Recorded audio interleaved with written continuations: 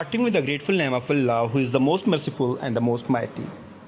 This is my lecture number 20 of class 10th English. And today we'll do the paraphrasing of In Spite of War by Angela Morgan. We will also see the difficult words and their English to English and Urdu meanings. Let's start the paraphrasing of the poem. Stanza 1. In spite of war, in spite of death, and in spite of so many sufferings, till all my breath. तो यहाँ से यहाँ तक ये stanza है. इसकी paraphrasing है. In spite of war, death and all people suffering caused by the destruction of war. तो बावजूद जंग के, मौतों के और तमाम लोगों की मुसीबतों के जो किसकी वजह से आई, जंग की डिस्ट्रक्शन या तबाही की वजह से आई. There is something within me, कोई मेरे अंदर ऐसी चीज़ है दैट लव्स एंड सिंग्स, जो कि हंसती है और गाती है. द सॉन्ग ऑफ होप, उम्मीद के नगमे को गाती है. And enjoy is the beauty and players of life, और वो ज़िंदगी की खुशियों को इन्जॉय करती है. इन spite of such devastating situation, इतनी तबाहकुन सिचुएशंस के बावजूद भी. स्टैंजा नंबर 2 है इन स्पाइट ऑफ वार से लेके इन स्पाइट ऑफ रात तक. In spite of war and hatred, बावजूद जंग के और नफ़रत के. And the plants of lilac flowers are blooming at my gate, तो लाइलिक फ्लावर्स जो हैं वो मेरे गेट के ऊपर खिल रहे हैं. Tulips are stumbling down the path, और ट्यूलिप के फूल जो हैं वो गिर रहे हैं मेरे रास्ते में. Despite the ravages of war and fury, बावजूद तबाहियों के, जंग की और गुस्से की. Stanza number 3. Courage the morning glory saith, यहाँ से लेके pencils lift their eyes to mine. Paraphrase 3 है. Glory of the morning encourages us, तो सुबह की ग्लोरी जो है वो हमें हौसला देती है. And the daisy flower says rejoice, और डेज़ी फ्लावर कहता है कि खुश हो जाओ. When I see pansy plants, जब मैं ये देखता हूँ कि पेंसी के पौधे जो हैं ब्लूमिंग, वो खिल रहे हैं. It encourages us to live a happy life, ये चीज़ें हमें हौसला देती हैं कि हम एक खुशी वाली ज़िंदगी बसर करें. नेक्स्ट है stanza number 4. The clouds are romping with the sea, यहाँ से लेकर लिव्स थ्रू डिस्पेयर. तो पैराफ्रेज नंबर 4 है. The clouds are playing with the sea, the waves of the sea calls to me back, that there is nothing real in the life except fair and beauty, and a glory of hope lives everywhere in this world beside hopelessness. तो cloud जो हैं वो समुंदर के साथ खेल रहे हैं, और जो समुंदर की लहरें हैं वो मुझे पुकारती हैं, और वो ये कहती हैं कि ज़िंदगी में कुछ हकीकी नहीं है, सिर्फ खूबसूरती और सच्चाई. और शान जो है वो डिस्पेयर या मायूसी के अंदर होती है. नेक्स्ट है स्टैंजा 5. दो गन्स में रोर एंड कैनन्स बूम, यहाँ से लेके वेंस पॉपीज कैम. तो पैराफ्रेज 5 है. दो गन्स में रोर, अगरचे बंदूकें चलाती हैं या शोर मचाती हैं. एंड कैनन्स में make a loud resonate sound, और कैनन्स जो हैं वो एक थरथराट की आवाज़ निकालती हैं. But the gardens are full of roses, लेकिन गार्डन फिर भी भरे पड़े हैं किससे? फूलों से, गुलाबों से. एंड अदर फ्लावर्स, और दूसरे फूलों से. आई मे स्टिल बी हैप्पी, मैं फिर भी खुश हो सकता हूँ या खुश हो सकती हूँ. And have high spirit when flowers of poppy are born and bloom, जब पॉपी के फूल जो हैं वो पैदा होते हैं और वो खिलते हैं, तो मेरे स्पिरिट्स जो हैं वो हाई हो जाते हैं. Next stanza number 6. Where the morning altar, यहाँ से लेकर in spite of shame. Paraphrase 5 है. When white light illuminates the altar at morning time, जब सुबह की रोशनी रोशन करती है, मनवर करती है कुर्बानगाह को सुबह के वक्त। The flowers of the lily grow and Bloom, तो लिली के फ्लावर्स जो हैं वो खिल रहे होते हैं और बढ़ रहे होते हैं। दो the war is going on, अगरचे जंग जारी है, विच इज़ वेरी शेमफुल, जो कि बड़ी नदामत वाली बात है।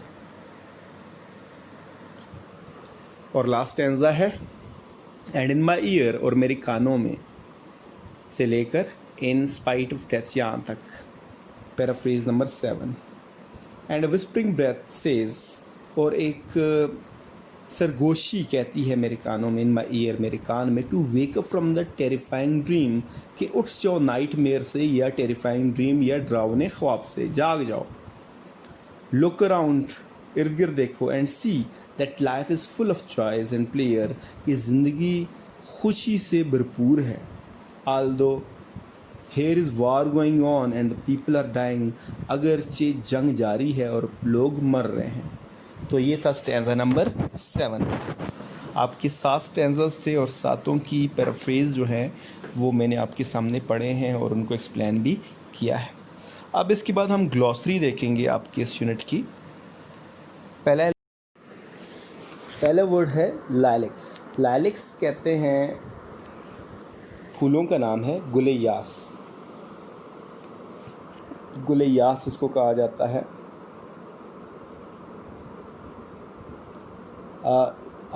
Eurasian shrub or small tree of the olive family, which has fragrant violet, pink or white blossom and is a popular garden ornament. Next है अर्न। अर्न कहते हैं वाज को, यानी वाज का मतलब है गुलदान, गुलदान। A tall rounded vase with a stem and base. Next है tripping. Tripping का मतलब है गिर जाना, बिखरे पड़े होना या ठोकर खा के नीचे गिर जाना, ट्रिपिंग।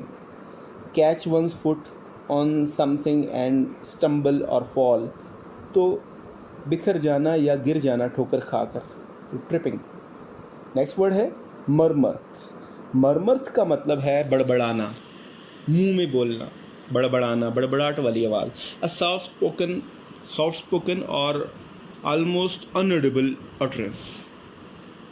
तो मरमर का मतलब होता है बड़बड़ाना। नेक्स्ट है पेंसीज। पेंसीज भी फूल होते हैं। A plant processing a distinctive purple tint, ये पर्पल टिंट वाले होते हैं और पेंसीज के फूल बड़े मशहूर फूल है। ये भी, इनको हम गुले बनफ्शा भी कहते हैं, उर्दू में हम इनको गुले बनफ्शा कहते हैं, गुले बनफ्शा। नेक्स्ट वर्ड है आल्टर। आल्टर का मतलब कुर्बानगाह।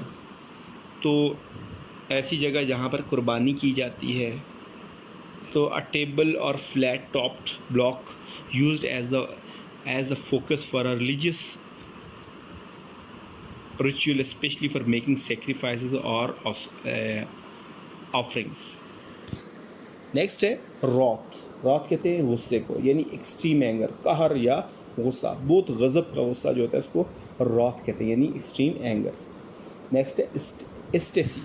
एस्टेसी का मतलब है वजद, सुरूर का आलम, सुरूर या वजद का आलम, बहुत ज़्यादा खुशी, बेहद खुशी का आलम जो होता है उसको एस्टेसी कहा जाता है। N overwhelming feeling of great happiness और जॉयफुल एक्साइटमेंट। नेक्स्ट है रोम्पिंग। रोम्पिंग मतलब खेलना, या मैंने आपको बताया था दींगा मुश्ती करना। तो ऐसी खेल जिसमें शोर शराबा किया जाता है एनर्जेटिकली। तो स्पेशली ऑफ अ चाइल्ड और एनिमल प्ले रफली एंड एनर्जेटिकली, तो उसको कहा जाता है रोम्पिंग। तो ये था, आज आपने पैराफ्रेज पढ़े और ग्लॉसरी पढ़ी आज के लेक्चर में। आपका जो होमवर्क है उसमें आपने यूँ करना है कि आपने पैराफ्रेजिंग लिखनी है। पैराफ्रेजिंग आलमोस्ट मैंने इस वीडियो में भी दी हुई है सारी, वहाँ से देख के भी आप लिख सकते हैं। और साथ में मैं नोट्स जो हैं वो भी सेंड करूँगा, उसमें भी है। और ग्लॉसरी का यूँ करना है आपने कि आपकी बुक जो है आपकी बुक जहाँ पर ये ग्लॉसरी है उसको आपने इंग्लिश टू इंग्लिश तो पहले से लिखी है, आपने आगे उर्दू मीनिंग भी उसके लिख लेने हैं। आपका पेज नंबर 57 और 58 के शुरू में है, यानी 57 पे कुछ वर्ड्स हैं और कुछ वर्ड्स 58 पेज पे हैं। तो आपने यूँ करना है कि उन पे जो इंग्लिश टू इंग्लिश मीनिंग्स तो लिखे हुए हैं उनके, तो उर्दू मीनिंग्स जो अभी मैंने आपको बताया वो भी लिख लेने हैं। इसके अलावा पैराफ्रेजिंग करनी है, ठीक है। Have a very nice day. Now, the theme of the poem. The theme of the poem is life continues even when terrible things happen. Life continues even when terrible things happen. In this poem, Angela Morgan shares that despite a devastating war raging on, everything in nature continued as if nothing was happening. And here is theme: life continues even when terrible things happen. So this poem encourages us to look at the beauty around us rather than focus on negative aspects of life. तो इस poem का जो मरकज़ी ख्याल या जो central idea या theme है वो ये है कि ज़िंदगी जारी रहती है, बेशक उसमें खौफनाक या दहशतनाक वाक़यात के बाद भी। तो इस पोएम में एंजेला मॉर्गन यही व्यू शेयर कर रही हैं कि जंग के बावजूद भी हर चीज़ जो है नेचर में वो जारी रहती है, और यहाँ पर पोइट हमें इनकरेज करती है, हमें हौसला देती है कि हम अपने इर्द गिर्द पॉजिटिव चीज़ों को भी देखें, सिर्फ नेगेटिव एस्पेक्ट्स ऑफ लाइफ पे ही ना देखें। नेक्स्ट देखें आपको कुछ इमेजेस जो इस पोएम में हमने पढ़े। तो सबसे पहले हमने लाइलेक्स के बारे में पढ़ा था, तो ये लाइलेक्स के फ्लावर्स हैं। हमने पढ़ा था lilacs are blooming at my gate. तो ये इमेजरी एक पोएम का सबसे इम्पॉर्टेंट हिस्सा होती है कि जब भी हम कोई पोएम पढ़ते हैं तो हमारे जहन में इमेजेस बनना शुरू हो जाते हैं, तस्वीर कशी शुरू हो जाती है। तो ये इमेजरी है। तो सबसे पहले लाइलेक्स के फूल, लाइलेक्स फ्लावर्स, फिर ट्यूलिप्स, पिंक ट्यूलिप्स आप देख सकते हैं, फिर डेजी फ्लावर,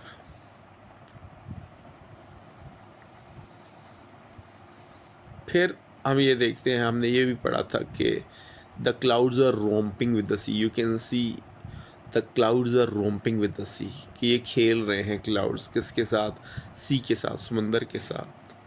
ये सारी इमेजरी है, ये ऐसे इमेजेस हैं जब हम पोएम पढ़ते हैं तो ये इमेजेस हमारे जहन में बनना शुरू हो जाते हैं। बल्कि लिटरेचर का कोई भी काम, कोई भी वर्क हम पढ़ते हैं तो इमेजेस हमारे जहन में बनना शुरू हो जाते हैं। नेक्स्ट है guns may roar. You can see gun roaring, and cannons may boom, or you can also see cannons booming. Next है कि हमने पढ़ा था रोजेस में बॉर्न, कि रोजेस जो हैं वो पैदा होंगे, एंड द गार्डन्स ब्लूम, और आपको गार्डन नज़र आ रहे हैं। अगरचे जंग जारी रहेगी, लेकिन जंग रहेगी, लोग मरते रहेंगे, लेकिन नेचर जो है, नेचर का जो पॉजिटिव एस्पेक्ट है वो जारी रहेगा, और गुलाब खिलते रहेंगे। तो ये कुछ इमेजेस थे जो इस पोएम में हमने पढ़े थे, और हमने इसका थीम देखा। Have a very nice day.